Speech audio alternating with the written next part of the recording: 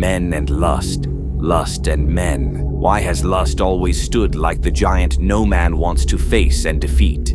God could have tested your strength, your loyalty, your endurance, or even our fastness in eating for the foodies. But he didn't. He chose lust, the one thing that haunts your mind in silence and exposes your soul in secret. Why God? Why lust? Because this is the fire that separates boys from kings. Raw fat. Lust has taken down legends. Not armies, not failure, not fear. Lust. It wrecked Samson, a man handpicked by God, strong enough to kill lions with his bare hands, but weak enough to fall in the lap of Delilah. And what about David, the giant slayer, the worshipper, a man after God's own heart? But with one look at Bathsheba, he traded his crown for a curse. The rock is cooking. These aren't just old Bible tales. These are prophetic warnings. Because if lust can break men anointed by God, what is it doing to you, the average man with no army, no prophet, no crown? See, lust is the test because it's private. No one sees it. But heaven does. God made lust the test because it shows your real strength when no one's watching.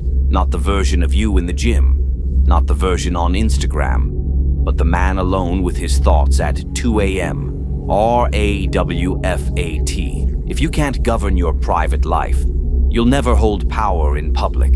You can't lead others if you can't lead your urges. You can't carry legacy if you keep spilling seed. You can't claim purpose when you're ruled by pleasure. Because every time you lose to lust, you trade divine favor for temporary dopamine. Lust is not just a sin. It's a thief, a spiritual assassin. It steals your time, your focus, your masculinity. It rewires your brain. It weakens your spirit. It kills your destiny, silently. The rock is cooking, but here's what no one told you.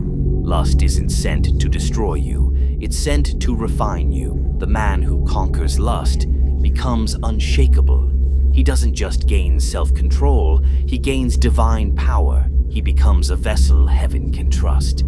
God tests you here because if you can conquer your flesh, you're ready for the kingdom. When you master lust, your energy returns, your vision clears, your confidence radiates, your mind aligns with God. Raw fat.